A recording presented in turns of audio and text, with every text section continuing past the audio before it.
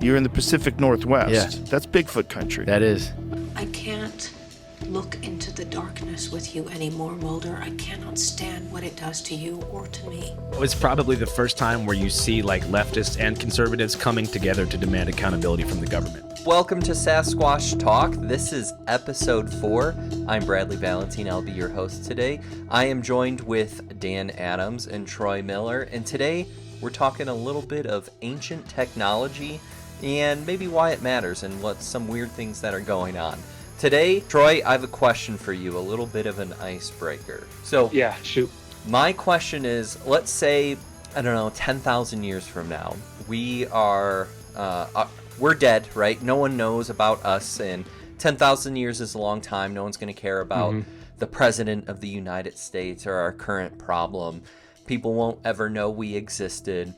What is the one lasting thing, whether it's technology or the one thing that we will leave on the world, good or bad, that people will know about us 10,000 years from now? Are you saying like America or just the whole world in its state? Oh, whatever. America, the world. Like what in today's 21st century will people remember about us? There's two things that come to mind. One is technology, because it is everywhere, you know, and I'm sure there'll be remnants of it buried or sunken in the, you know what I mean? Just like how we're finding things down. And then culture. I think the movies and the videos and the TV shows and the books and comic books and cartoons and all of that. I think a lot of remnants of that will still be around as well. And that's, I mean, just in the U.S., we've produced a lot of that stuff. Well, you know, Hollywood. Culture, okay, so, like, do you think, because we're at this point where, like, maybe this is more niche for myself, but we have, like, digital movies, right? We still have physical, but no one really has VHSs anymore. Not a lot of people buy Blu-rays other than me. But a lot of stuff is digital. And Dan, a couple people. There's some people out there, but how are people going to know that our culture and our media? How do they know it exists? What do you imagine? 10,000 years, you would expect that technology would only increase. Sure. But they would still have the means to watch, like, reproduce the kind of technology that we have, you know, so they watch the Blu-ray videos, listen to the music, the CDs, whatever it might be. And reading will always be the case. So the amount of books that have been written and printed, you know, they will be around. I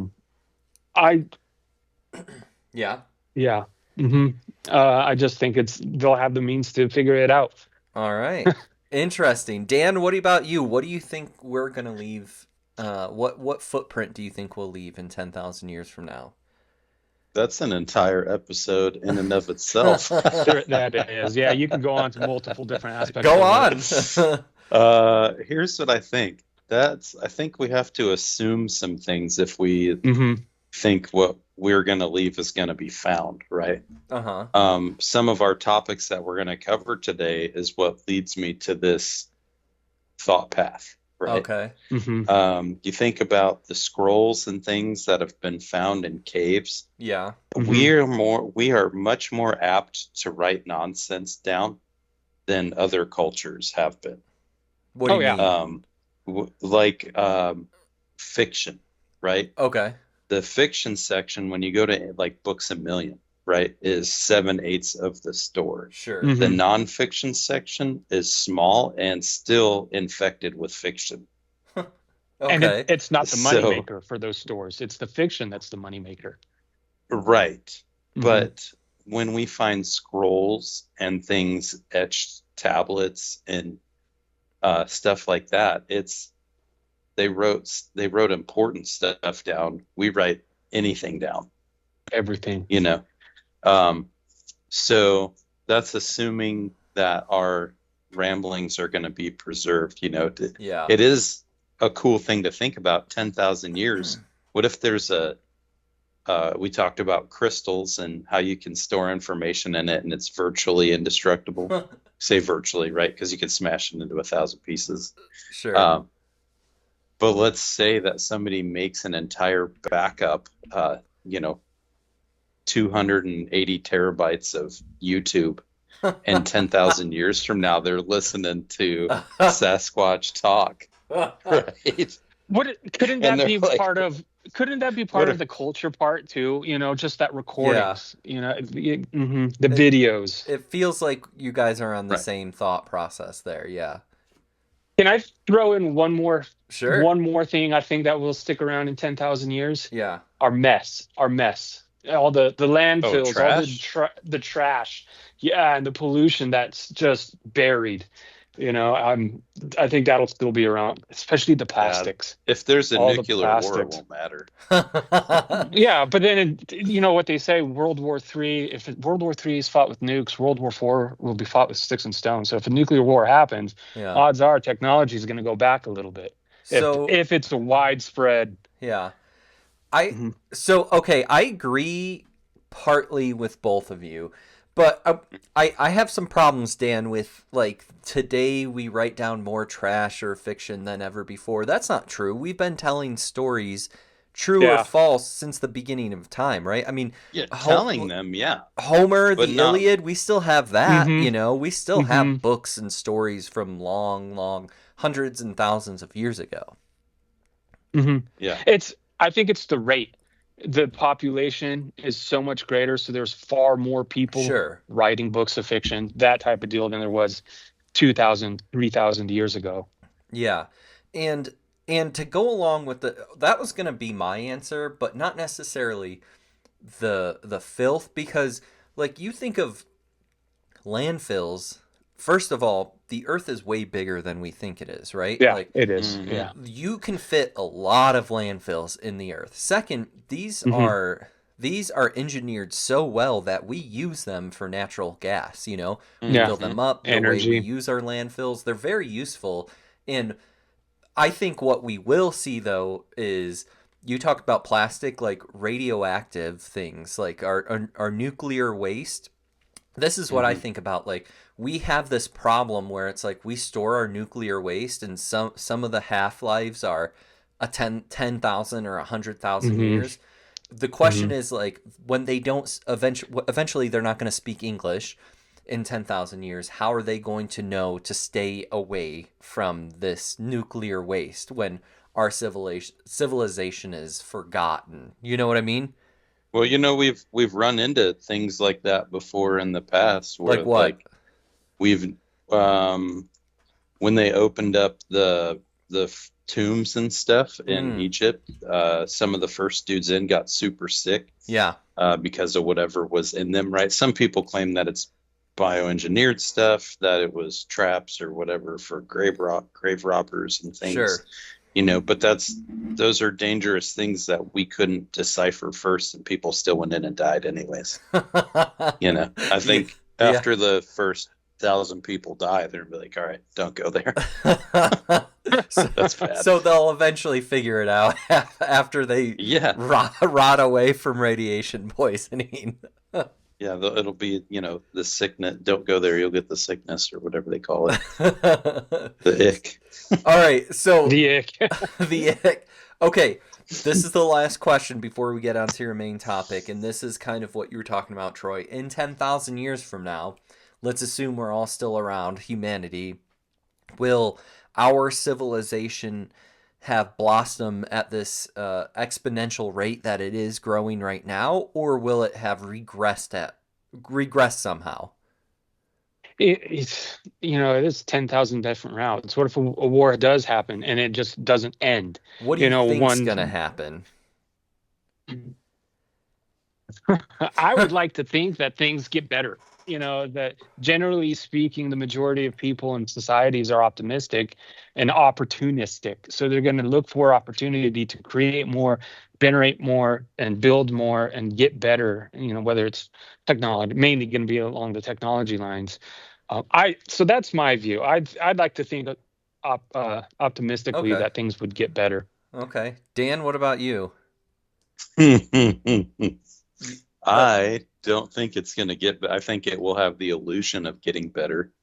But I subscribe more to the biblical standpoint that it's going to continue to get worse, and then it will have the appearance of getting better, but that will only be through them eliminating religions, since the standpoint is normally that religions cause most of the strife that we go through. So I guess my question outside is, of wanting. Go ahead. Like, what do you imagine? Like, I guess I'm asking, like, sticks and stones. Like, are we gonna be, just wearing animal skins? Are we gonna be considered what people would consider advanced, or yes. are we gonna be regressed to our understanding of the Stone Age? Correct. Yes, that's my question.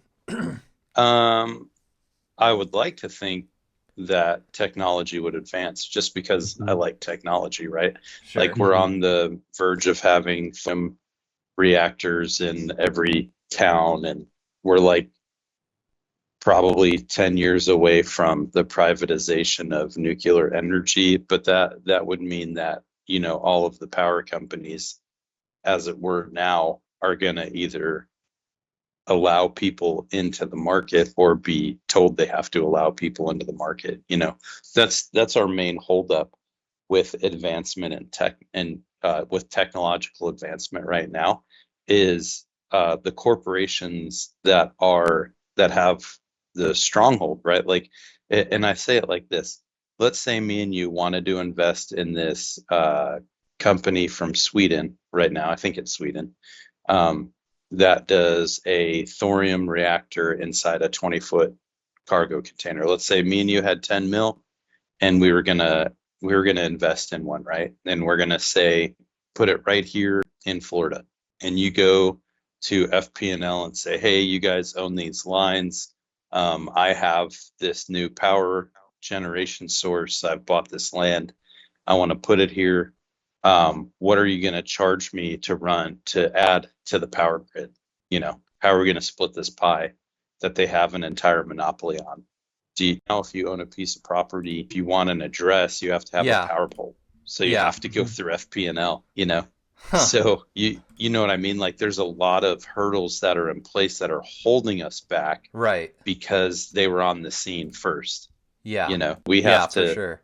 I mean, we could petition, right, to get privatized power lines and stuff handed over.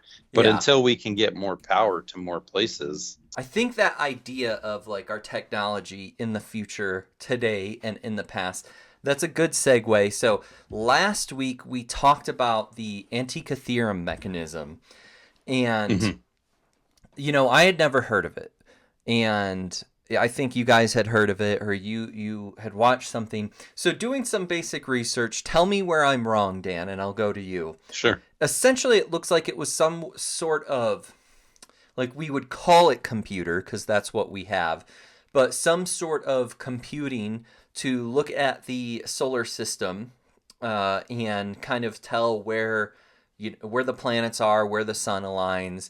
Why should I care? Why is this unique? This is unique because of how old it is. Yeah. And because, when you think about, let me make sure I get the year, how old it is, right? So it was discovered in 1901 by sponge divers, right? Okay. And they say that it is over 2,000 years old. Right. So what date does that put it at? 2,000 years ago, right? We're talking, they've narrowed it down. What they think is between a 500-year span of like 251, which is hilarious that they went with that, BC to 249 after, right? Right. AD, yeah. Right. So we're talking around the time of Jesus, when any Jesus movie you've watched, people are, lugging around water, washing their hands in bowls. They have community wells that they go to. Romans had working plumbing via, mass toilets where like 10 people sat in a row and then water ran down it, right? Right. So, but not indoor plumbing. People didn't have, a sink and a bathroom inside their house. At least that's our understanding. Yeah. Right. So around that time, in a 500-year window, that to tell you about how all of these things are dated, 500 years ago, there wasn't cars here, right? Yeah. So we're talking 500 years ago, there wasn't the computer as we know it. So Sure. that's a pretty big span of time. Absolutely. To say it was made sometime in 500 years. Yeah. But the whole thing is you would put a date in, and it would show you the stargate, the star phase, moon phase, and all that. So what's relevant to this is that would be a navigational tool, Yeah. right? Because you would need to know where stars are going to be for navigating, right? Right. Also moon phase for tides and things. You could know if the high tide was coming, so you could sail in a much larger vessel, So that this indicates a large understanding of not only the world outside of ours, Right.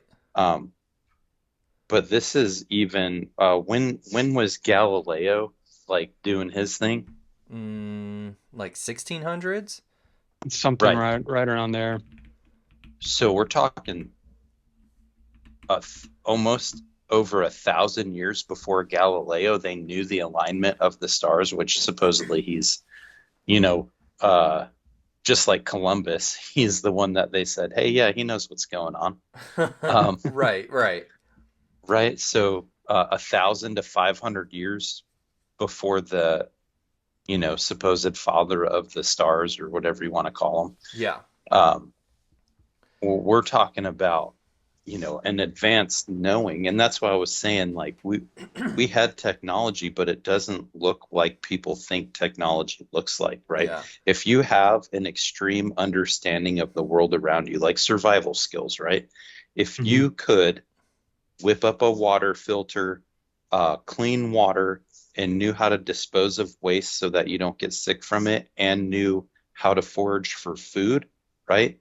You wouldn't care if the price of eggs is $8 a dozen. You could just go hike and forage food and travel to wherever you wanted to, right? So the understanding of the natural world around them and how to navigate it was farther along than what we have now. I would say if one of us was time traveled back to that time, they would consider us dumb. Like we would know how to use a car, but we wouldn't necessarily know how to bridle a horse and go do lots of different things, right? So given the era that you traveled to, even though you know of a computer, you couldn't necessarily build one, right? You know how to use one, sure, but you don't know how to program one. So Troy, what could you do in that time, So Dan was saying technology looked different, and we have these different mechanisms which could help us with the natural world. Do you agree with that thought that we looked different and we might have been smarter then because we had different skills than we did now?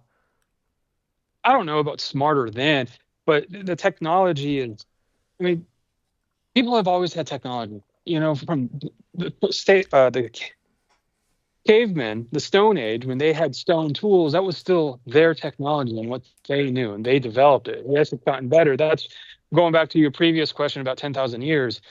Yeah, we're somewhere in the middle. It's going to continue to get better 10,000 years into the future. I don't know what everything else is going to look like, but the tech and all of it. Anyways, so at that time, the Antikythera mechanism, it was their technology. It was built from their understanding of what they knew at the time, and they said that it tracked the 5 planets that they were aware about too. So, I would go ahead, Dan. I think that we're talking about what is our understanding of when the Stone Age was? Yeah. Again, it's all an understanding. Everyone has that different image of what the Stone Age is, how long ago it was, what kind of tools that they had. They knew how to create a spark. Yeah, I mean, Yeah, I think go. I was gonna say, and I'll jump back to you, Dan. But I think like Stone Age could range depending on who you're asking or whatever you're looking up. It could be 75,000, Yeah. 150,000, like Yeah. before Homo sapiens. You know, like I'm not sure if like I know there's evidence of Neanderthals, but I don't necessarily know that there's this world of like men living in caves dragging their women by the hair, you know, with clubs. No. Yeah. No, not necessarily like that, but they still, they fashioned tools out of what they saw, the wood, the stones, to do some work. I don't know if it was how developed of a society they had with, laws and a government with certain entities that you can form type of deal. You know what I mean? I think it was just living off the land and going and hunting for food or scavenging for food. Well, yeah. So to bring a little clarity to our subject, right? Just a quick Google search, but it's divided into 3 different categories, and it spans from 10,000 BC all the way up to 2000 BC. And that Antikythera device goes all the way to 500 BC.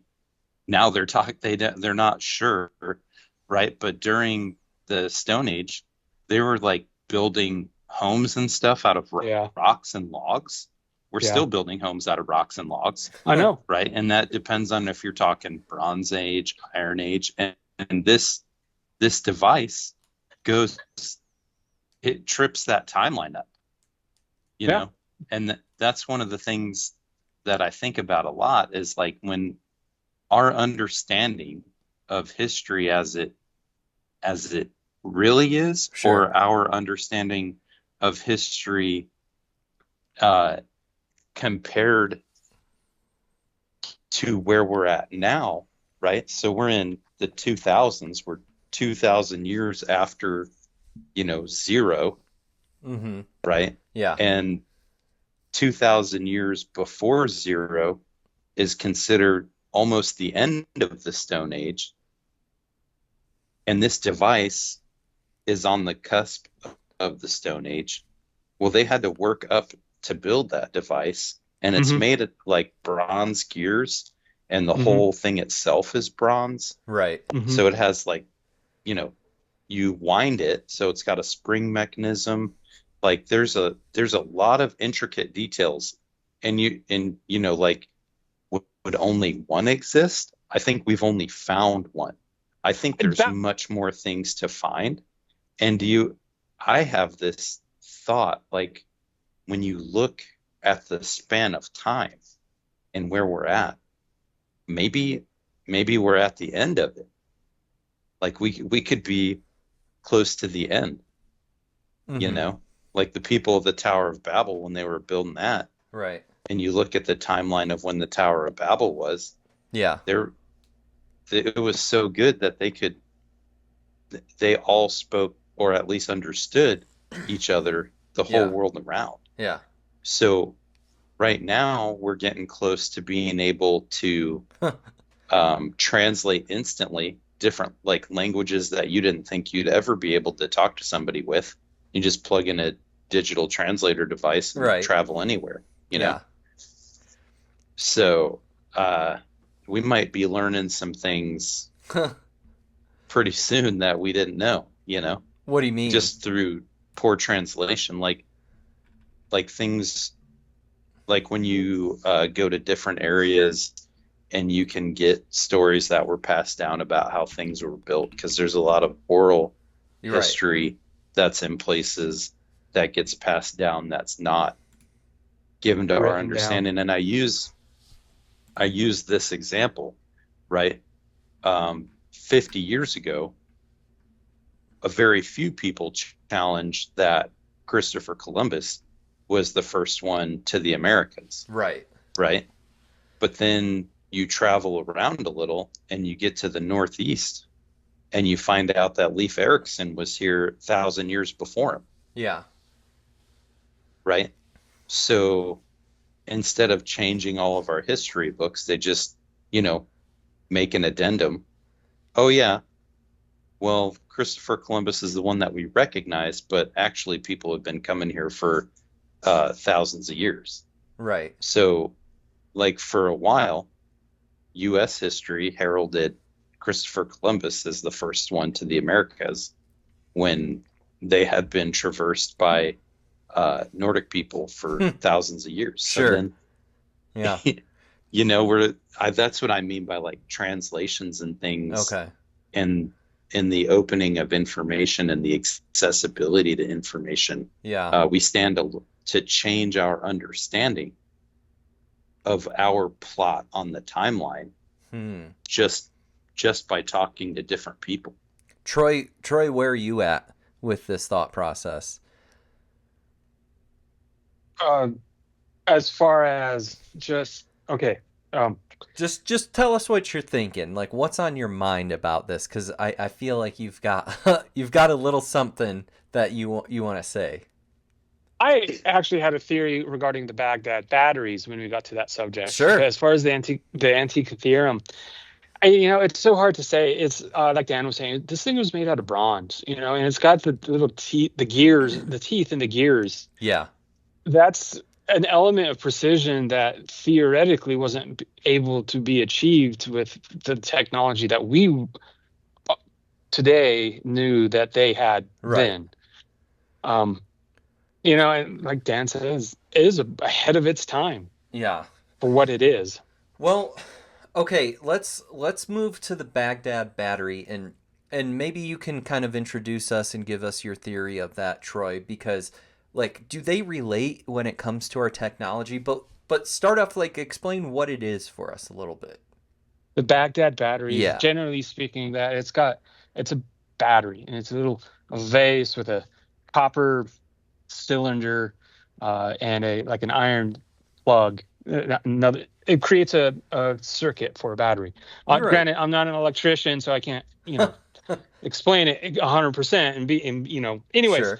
And they fill up the vase with this catalyst, and the catalyst reacting with the copper should create a small electrical flow. Mm-hmm. That was the idea behind it. There are doing some YouTube searches for it. There's lots of people who recreated them, and it will generate some electricity, and liquid reacts with that copper cylinder, and as long as that liquid and the cylinders is touching, it's reacting. So it would eventually consume whatever that liquid is. People talked about grape juice, wine, something kind of acidic.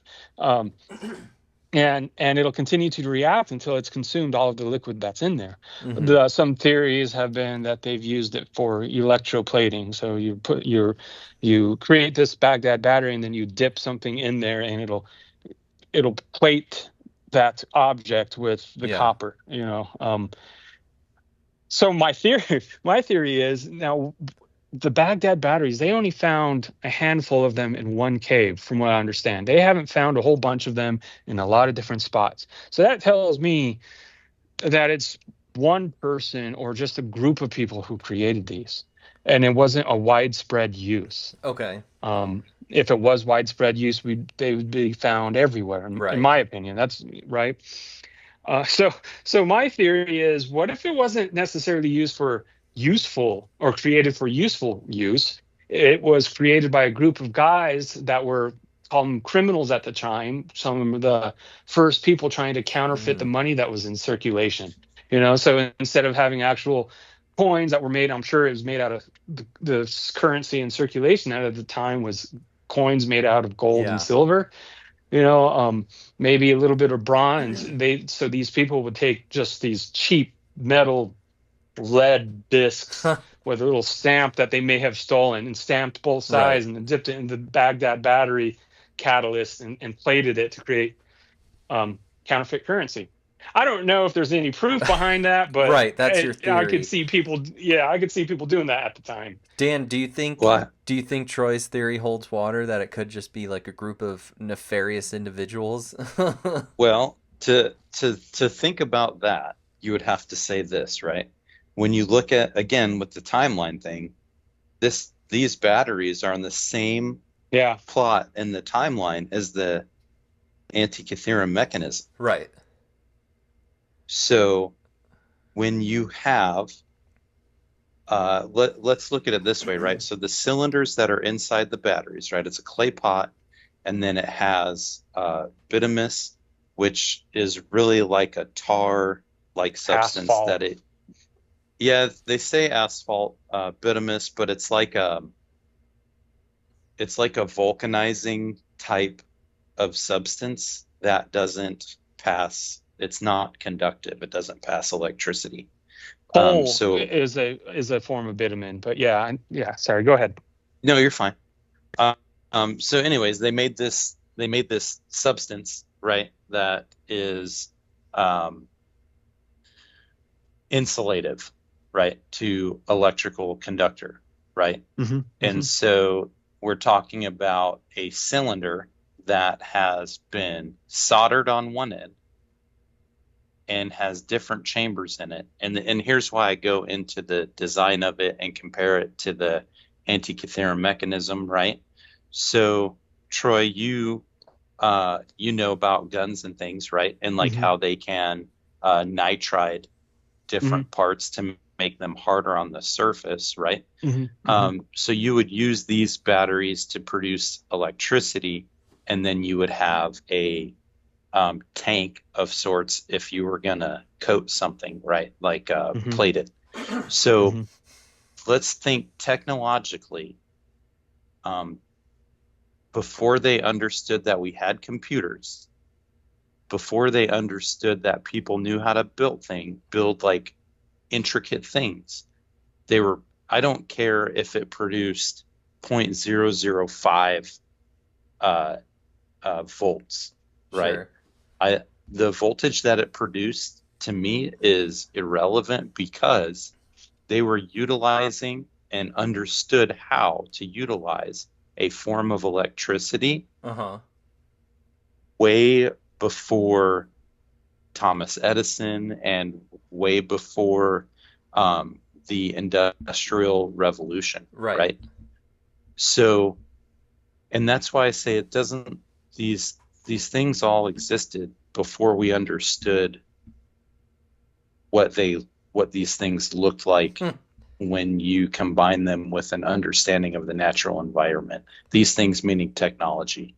So we have something that can predict the stars in contrast to what most people would think was like barely made chariots, you know. Troy, what were you going to say? Dan. Go ahead, Dan. Let me just finish up real quick so it doesn't sound like a senseless, mindless ramble. So these batteries, same time as the Antikythera device, whether they used them to counterfeit coins or not, or whatever they used them to do, if it was electroplating. Some people even say, you can't look up these Baghdad batteries and the Antikythera without coming into this light bulb thing. I forget how to pronounce it. But even if it was just in that one area, we can agree that for a 500-year span, there was way more technology than we understand, right? So while it may be just a small group of guys in this one area trying to knock off coins, that means they were making coins. That's alloys, right? These counterfeit guys, maybe they understood that you could plate a different type of metal with a fancier type of metal, even if they only had one gold coin that they were using to plate 10,000 knockoff coins. They still had to make a knockoff coin that looked like the other one. They still had to find a metal that was plentiful enough that didn't require as much work to make a knockoff coin of, right? So even if these were just counterfeiter jugs, right, that's still a large collection of technology that they were knocking off other stuff of. So if your counterfeiters are good enough to plate and use alloys, imagine the other technology to make the stuff that they were knocking off. Yeah. That is true. In order for them to do that, they would have to have the knowledge to build a thing that can do the thing. To make knockoff Nikes, you still got to be able to build flipping tennis shoes. Yeah, yeah, and get the source the material from somewhere, something that's cheaper, whatever. Right.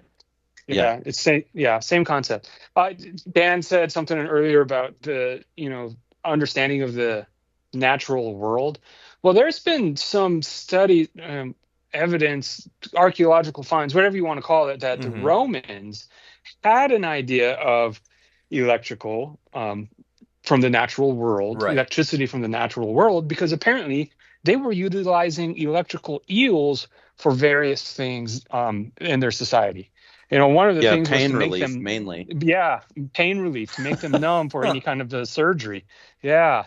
And so they had an understanding of electricity, and they were using that before the supposed dates, like the time frame of where the Antikythera was first built. And so there is that understanding that people, at least a handful of people, had an idea of what electricity was way back then. Okay. And it came, So I guess here's my question. And I'll start with you, Troy, and Dan, you can close us out with this thought process. Like, we have a world of vast technology today that looks different, and depending on how you define improved, but is way improved over even 25 years ago, right? Like in the year 2000, we had a lot of people had cell phones, but not everyone had cell phones, and those cell phones couldn't search a massive database of internet to connect with anyone at any time. Like, sure, you could call, you could text, but the World that's all Wide they Web, could do. Yeah, the World Wide Web had been around for what, 9 years, something like that. Yeah. So, I mean, go back 35 years if you want to say that. We didn't have what we have today. How I guess my point is, like, 30 years of massive progression with connectivity, and the Tower of Babel, everyone basically spoke the same thing, and God said, like, they can do so much more once they can all speak the same thing. How long is it before we realize, like, our technology is either a massive blossom in human society, or we're just coming around in a circle? So Troy, I'll leave that to you. Like, do you think you talked about how technology in the last 100 years has blossomed. I think in the last 30, 40 years, it's blossomed even more. Are we looking at more exponential growth, or is the Antikythera mechanism Baghdad battery proof that, no, we had a lot going on in the past? I agree with both. I think there was a lot going on in the past. People did know a lot. There was their geniuses of the time. Every generation, every age, every era had their geniuses. But going back to us today, it's like you had mentioned that in the last 30 years there was an exponential growth of just technology development. I think for the next 30 years there will be greater growth in technology development than there was in the past 30 years, despite how exponential that was compared to the previous 100 years to that. So I believe that the technology is going to improve at a faster and faster rate as the human race goes on. I don't know if it'll always, like 10,000 years, we'd probably be having flying cars and teleportation devices. I don't know. It's hard to say that. Right. The moon will be colonized. Maybe Mars will, and then other planets will be colonized. We'll be mining asteroids, and we'll have teleportation devices to get to all of those places. I don't know. But that desire will be there. The technology development will increase exponentially, I believe. And again, I don't know if it'll be America. I don't know if it'll be a global effort. I don't know if it'll be some other country that becomes the next superpower. I don't know any of those things. But that's more of a political thing instead of a technological thing. Dan, what saith you? All right. Here's what I have to say, because it goes back to my original statement of where is our dot on the timeline. You're right. Right. And what it comes back to is your personal belief of what the end looks like. Okay. And what is better caring about the condition of your soul, and are you going to spend eternity in a place, or do you die when you die? And will this technology advancement and improvement, will it lead us to care more about the individual people with their intrinsic value that God created them with? Okay. Or will it lead us to believe that we are essentially our own gods in control of our own destiny, and that the advancement of technology is what makes us better? Because I don't believe that the advancement in technology is what makes us better. I think the more that we can care about each other and help each other in our own lives and quest for understanding as to what our purpose is, right? I believe that's what would make us better. And I think the farther along technology gets, the deeper that wedge gets driven to divide people, not necessarily to advance our understanding of our purpose. Do you think that do you think that technology will continue to grow, like regardless of the impact it has on us? Like not the state of the human soul. Like how much will it grow? Yeah, not like how will we as a society like improve upon the way, we treat each other or look at God, but like how will we treat Earth and our technology and our society in a physical nature? Do you think that will somehow peak? I think we're already farther along than most of us understand, than even I understand. I think we're farther along than we understand. I just think that there is quite a bit of suppression of technology going on, because if you disrupt the status quo, then you have to rewrite all of the rules on how the governments interact, right? Trade wars are always a tricky thing because it creates a ripple effect and you can't control the ripples. They happen to you instead of control of it. And I think that's trade wars mainly, I think, well, that's getting back into the politics side of things instead of the technical. Yeah, in politics, often, whether we want to acknowledge it or not, that highly dictates how the technology gets implemented and how things go. Right. As in certain areas versus other areas. And I think we'll see like advancements, but I don't know.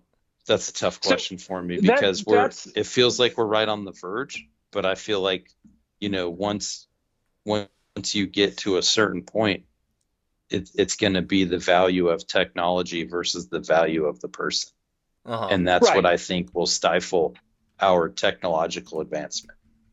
So the technology has always usually been used as a tool, kind of regardless of what society, what civilization, where it's at. Even it's the people utilizing those tools that's causing the wedge. So I believe in the next 10,000 years, technology will get better, but the people utilizing that technology, you might see a lot of wars, you might see a lot of suppression, like you were saying, Dan. But it's the people causing those wedges. The technology in and of itself, I don't know. It's going to get developed. Someone's going to develop it. That's always the case. Someone has to develop it. But it's the people. That's assuming that the development of it hasn't already taken place, and it's the governments in place that are controlling how those developments are implemented. So then it goes back down to the people causing the wedge, whether they're the government or other corporations in competition with some guy developing something in the garage, right? It's the people that causes those kind of divisions and the wedges in society. Sometimes the loudest voice is the one that suppresses, and other times the loudest voice is the ones that let people flourish. Every spot's different. Every people, every thought, every idea is different. What technologies or inventions are being suppressed or could be suppressed that would be beneficial for us to suppress at the government level, like today? Like, we have so much, we can do so much. Yeah. What is there that's being oppressed from us, or suppressed from us, I should say? The advancement in the fuel consumption in automobiles. Okay. Yeah. I was going to say around the transportation. There's been a lot of it. There's been a lot of people out there that have made advancements in automotive technology to where you can get 60, 70, 100 miles to the gallon, Right. right? Mm-hmm. And that's been like literally you can find where the patents were bought up, Yeah. and no longer are you allowed to make those devices. You know, there's been guys that have there's plans that you can use hydrogen fuel cells and how to make these hydrogen fuel cells that can be made relatively with ease. And we're talking like 4,000 to 5,000, where you can get upwards of 150 miles to the gallon with a regular internal combustion engine. You don't need fancy alloys and things to make it.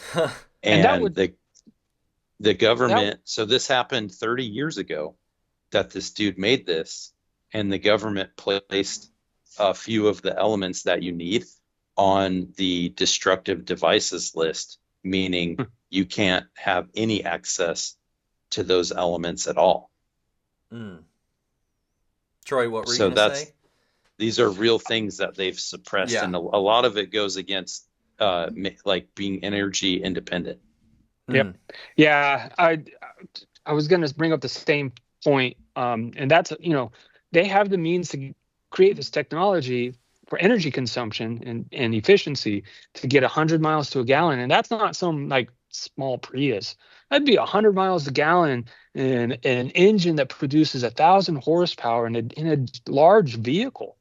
They were suppressing that. GM in the 90s built an electric car. I think it was called the EV1. It was based off of the Saturn platform, Saturn frame. And they built them for, I don't know, 3 or 4 or 5 years in the 90s. And it got a lot of good ratings. And then 1 year, they just shut it down. Not did they just shut down the production.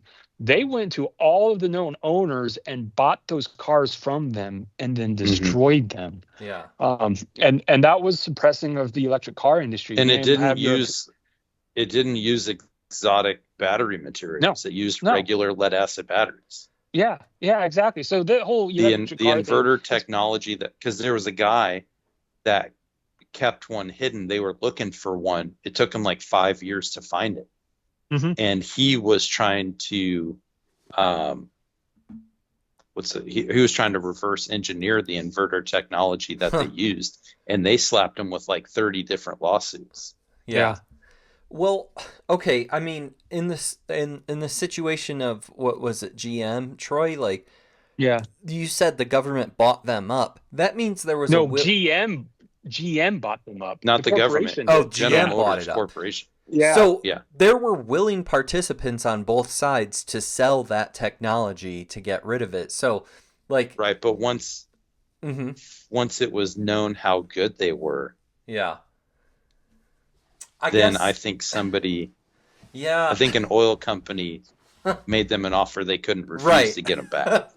and I guess the point is, like, is it really suppression if you make the choice, like, you have a choice to do something, in this case sell for whatever amount of dollars you think it's right. Like, if we were to sell our Sasquatch business for, I don't know, let's say $10 million for Sasquatch gun oil, and then 10 years later it was deleted off of the market so that way we could use old petroleum, could we really say they're suppressing us? Like, no, they gave us more money than we could imagine. I think these are more like mob offers. Like, we're going to make you an offer that you can't refuse, and it's going to look like we bought it from you, but really that was the price you were willing to accept to not die. Gotcha. There's an example of that happening this year when Ruger bought up Anderson. I don't know have you heard about it, Dan? I've read briefly on it. Bradley, do you know what I'm talking about? No, I don't. Okay. So Anderson has largely been considered, some people call them the poverty ponies. They make the cheapest AR-15 frames. They make 80s and they made 100%. So you can buy an Anderson frame for $50, the cheapest on the market, and then build out your own custom AR using parts from other companies. Yeah. And people loved it. People gobbled them up. Well, just a few months ago in the summer, Ruger bought out Anderson and shut them down. So the Anderson frame is no longer available. What's on the market on the market already. They're not making any more. And we believe Ruger bought them out for the people, the talent, the machining, and the equipment, not the name. Yeah. And so you could make that argument. Are they suppressing the consumer? Because people were buying Anderson. They were willing to buy it. Are they suppressing that from the people, from the consumer? No one can buy them anymore. What was the purchase price? What did Ruger buy them for? I don't know. I honestly don't know if they ever announced it or released it. Because another example of suppressed technology is from the Oak Ridge Laboratory. They ran a liquefied thorium reactor for 7 years. Yeah. Right, and it actually consumed nuclear waste. Yeah, from to the sustain it, conventional right? Nuclear plant. So. Because it didn't produce, 237, because it didn't produce weapons grade fissile material, it was not allowed to continue the development of it. Because the people that were working on that, they were being told that, we need to develop, we need to be able to weaponize whatever comes out of it. Sure. And that one was built as the safest reactor because of a passive containment. So it's liquefied salts that have thorium in it and all kinds of cool stuff. But the thing is, they didn't allow further development of those power plants because they didn't produce a weaponized grade of fissile material. Yeah. So, and all of the people involved with that project were floored. They were like, we're literally able to produce power at 100th of the price. Mm-hmm. Back in the 40s, right? So before power lines crisscrossed this entire nation, they were looking at being able to reduce the cost of power by 100 times. Mm-hmm. And then the government just said, nope, we're actually not going to use that, and nobody else can either. Interesting. Yeah. Not even a private company could be like, hey, we would love to make power for people so that they can, make a living wage working at a gas station. Right. Yeah. All right. Well, we are officially out of time, and at any moment our session will end. So we're going to leave it on that note of whether it's suppression from big business or suppression from big government, and we'll leave it on that. And our conversation of ancient technology ends, but I think we still have a lot to talk about. So maybe we'll go on with future episodes if everyone enjoys this. But thank you so much for joining us today. This is all we got, everyone. Adios. Bye. Have a great day.